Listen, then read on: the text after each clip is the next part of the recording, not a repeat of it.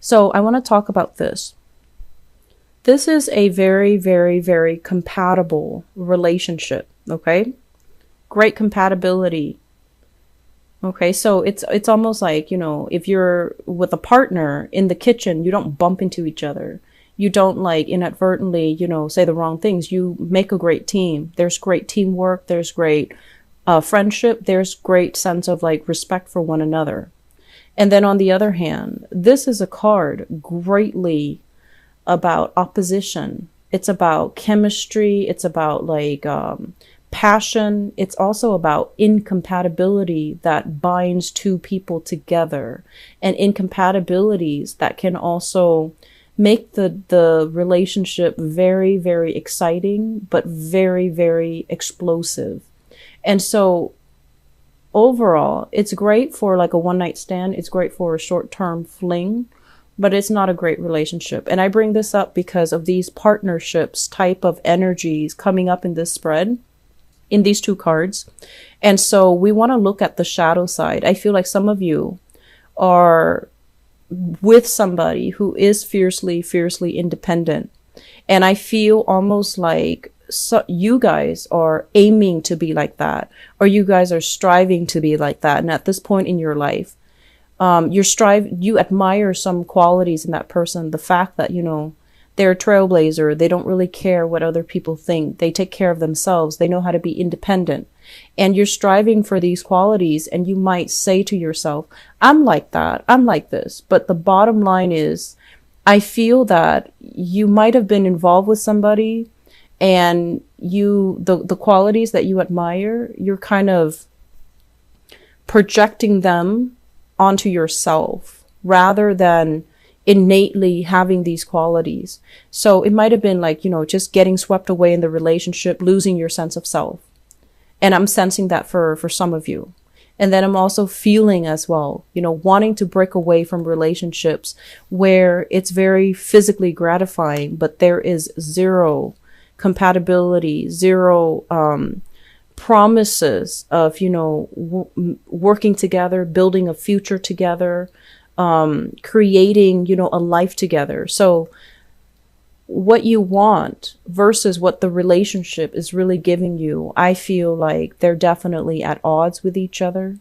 And I'm feeling if you're in a relationship in particular for this month, you're going to be really examining, what you're looking for. And I feel some of you, what you're looking for, and it's okay. What you're looking for, you might just want a fling. You might just want a short-term relationship. You don't want to get bogged down in another long-term relationship where you lose yourself, or where, it might not pan out the way that you hope. So you feel like there's safety when it's short-term, when I see there's an expiration date in sight, when I see there's an end in sight. And I'm sensing that many of you are thinking or rethinking the way that you date, the people that you go for, and you just want something fun, exciting, short-term, rather than something that can be a little bit too, too heavy, too demanding, too emotional. And there's nothing wrong with that. If you are very clear with yourself that that is what you want, then I do feel that we have opportunities coming into the picture for you to date, to socialize, to meet new people. And I especially feel here, we have several options on the table. So this is not even supposed to be a love reading, but I feel like it's coming in heavily with this, dichotomy between this opposition between, that, Libra, Aries, axis. And some of you, I'm sensing in the past, you want things this way. You want that happily ever after. You believe in that grand romance. And after, struggling with this grand romance, where there was a lot of work in the relationship, where there was a lot of like, it became like a very heavy relationship, and it didn't give you what you want. It didn't give you that sense of emotional closeness.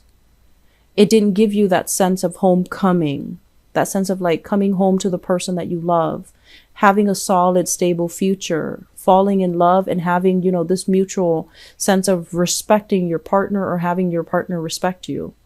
And so now you're doing this 180 where you're on the opposite end of it, on the flip side of that, where you're just like, I don't want this anymore. This is too much work. It's too emotional. It's too draining. And it's not really giving me what I want.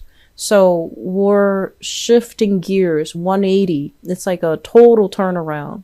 And we're going after these types of relationship, exciting, fun, chemically inducing, very passionate. And I feel as well, you're dealing with somebody. If this is what you're in, you're dealing with somebody who talks big, makes promises, but they're unable to keep them. Okay. And I'm also feeling as well, this is a relationship that's really exciting, but there is a sense of you losing control of the direction of the relationship. So you might have told yourself, I'll just, have a fling, and then you end up losing yourself in it, get swept away, lose yourself in that partnership, hoping that, oh, maybe, there's more to it. And the person that you're dealing with, I just feel like they're not prepared to give you a relationship, because what was started and what was agreed upon was, it's a love affair. That's all it is. It could have involved multiple people. They might have been caught up in another relationship, or they're at a point in their life where they want to date around. They want to have fun. They don't want a commitment. They might be in the same boat as you, where they had this and they don't want it anymore because it's such a heavy emotional experience. They just want to have fun. So I do see that, on the one hand, you might tell yourself, I want to try this out. But I feel like you don't know how to detach yourself from people and from relationships when it's not right for you, when it's proven that it's not right for you. So that's still one area where I feel like it's difficult. Learning to detach yourself from people who are not on the same page, people who don't want the same things, and learning to, not take it personally. Okay. And at the same time, being very, very clear and honest with yourself, being very clear and honest with yourself. Where are things headed? Am I losing myself here? Do I feel in control of the situation? Can I leave anytime I want? Or am I emotionally tangled? Or am I so lost in the relationship that I'm losing my sense of identity? And so if we're around people that are not vibrationally on the same page as us, we can get us swept away in it. And we can also lose our sense of selves. And in the worst case scenario, their values might not align with you. And so you might take on their values. You might take on the things that they like. You might take on their interests. And when they leave the picture, you're going to find yourself kind of like with an identity crisis. Who am I? Who have I been this whole time? How do I get back to myself? How do I regain my sense of personal identity? So there's an identity loss is what I'm sensing. And a lot of the times, if we had a really long-standing relationship with somebody and they leave the picture, it can give us this sense of emotional and physical displacement where we're not really sure, who am I? Who have I been this whole time? Was I playing a role, or was that me? And it can feel very overwhelming. It feels very lost. And it feels like not only have you lost the other person, not only are they no longer in the picture, but now you have to rebuild yourself from scratch. So the trick is not to get swept up in the first place, to look at things through, a filtered lens where you're seeing the reality of it and you don't really lose yourself. Okay. Aries people, I feel like they don't really lose themselves. They always maintain their own sense of individuality in relationships. And the struggle for Aries is to learn to compromise a little bit, give a little bit in relationship. And then from your end, it's more about learning to maintain your own sense of identity, your own sense of financial stability, your own sense of where you stand, what you believe, what you will not compromise on, what your values are, and being mentally, emotionally, and financially independent. So I feel like those are the challenges that you've been dealing with for quite some time. This is the month where one of those challenges is going to fade away. So we have here the start of something new, and this is financial in nature. This is a new job. This is a new opportunity that is kind of like handed to you on a silver platter. And the way that is depicted, it's a really big pentacle. So it's something that is, you know, I want to say like beyond your wildest dreams, but I feel like this is a general reading. The way that I would put this is it has so much potential to grow. It's kind of like a seed. You put it into the soil, you know, you provide the right conditions for it to thrive. So you have to be in an environment where, you know, there's fertile soil. You have to tend to it. You have to work hard at it.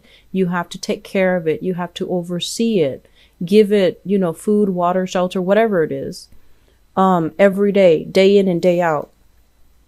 And if you treat it well, it's going to grow for you. And I also feel with this new job opportunity, I usually think of it as like a regular 9-to-5 job where you are working under other people. And I'm feeling some of you are just like, oh, this job comes with a lot of work. It's a lot of work to maintain. It's a lot of work to, you know, get off the ground. That's what it feels like. And so you're thinking about all the work that's required that you have to put in. And in the process, you might just say, it's too much and I don't want to do it. But I feel many of you are going to take up this challenge. Many of you at a point in your life where you want change. You want to be financially independent. You want to be able to take care of yourself. And you don't want to have to, you know, ask and beg and, you know, anybody for financial favors. So I feel like you're going to be taking up these responsibilities. You're going to get things off the ground. You're going to start to build things. And I also feel like, you know, this is like cordoning off this piece so that no one else gets to it. So I feel like, you know, you're on the right track and you're doing the work to create the preconditions so it can thrive. But I do feel some of you are tempted to be like, oh, this is too much work. I'm not at a point where I'm ready. So I'll go back to it later. And then, you know, you get distracted with other things that are a little bit more, like, emotionally enjoyable. And so you might shy away from this hard work. The hard work is required. Okay. So I feel that message here that you need to hear is it's the month for you to get your hands dirty. You need to be elbows deep in grease, in grit and grime in order to get this off the ground. And you need to do it because the alternative is financial insecurity, not making enough money, feeling this sense of lack and feeling this sense of like, we could have done more with our lives. So it's not really a month for premature celebration. We need to put in the work in order to end up here where we are proud of our work, where we can celebrate, where we can, you know, express to other people all the things that we've done in order to get here. So I feel like premature celebrations, it's not a smart move. Put in the work that is necessary to build this new future for yourself. In the process, I feel like, you know, there's going to be a lot of detailed, oriented things that you need to get done. This is a card overall about chemistry, alchemy. And it usually indicates to me like having to do things in a very definitive manner. You know, there's like bookkeeping, tedious stuff, equations, like bookkeeping, equations, accounting, inventory, stocks, making sure that everything is accounted for. And then I feel as well, measurements, doing things so that everything is exact, calibrated. Everything is, I want to say like predictable, standardized. So you have a lot of tedious work that is cut out for you. And I also feel that you're going to do this and you're going to be quite happy. Okay. So we have here the card of Sagittarius, and we have a new moon in Sagittarius on the 18th of December. So I feel like something like that might trickle into the picture or into the equation, into the month for you guys, December 18th. And I feel like some of you might be going on job interviews as well. And the job interviews, if it's a job interview, I just want you to be aware of this, okay? This is a card about, not hyping, not inflating our skills. And especially if you feel like the job is a little bit out of reach, I feel that it's really pertinent for you to be very honest. I might not have the skills, but here are some of the things that I did in the past. So you need to be honest. So don't overinflate. Don't oversell yourself, because they might ask for a demonstration, and then these things will be found out. During Mercury in retrograde periods, whenever there's a lie, it's going to come, it's going to unravel. So I want you to be very, very careful about that, especially if you are like, if you really want a job and there are some criterias that you haven't met yet, and you feel like, oh, maybe I can just, tell a fib and just get away with it. It's just going to be a small lie or a white lie here and there. I don't feel that it's going to be in your favor to do that. Okay. So be very careful. And I'm also feeling as well, it's going to take some dedication. It's going to take some time, and you're going to be at the end of the month feeling very elated because new opportunities are going to be available for you. Okay. So I feel it's a really, really good month. For many of you who are looking to get yourself back on your feet financially, it's going to happen for you. For others of you, there are major decisions here that you really need to make about your relationships. Are you able to let it go despite the years that you spent together, despite this, sense of safety in the relationship? And then I'm also sensing as well, with the Lovers and the Three of Cups, this is third party interfering in a relationship, okay? So I feel like there's a third party type of an energy. You might be dealing with somebody who is a little bit on the manipulative end, and you want to be careful. And I also feel like if you're also in a third party situations, we have two characters that are in the picture, an earth sign and a water sign. So Taurus, Virgo, Capricorn, as well as water sign. Pisces, Scorpio, Cancer. And so you have some choices cut out, but I do feel like err on the side of caution. The policy here is, just honesty is the best policy. So I feel like in work, in life, in relationships, speak your truth, okay? Don't worry what other people will do. Speak your truth, mainly because the truth does matter.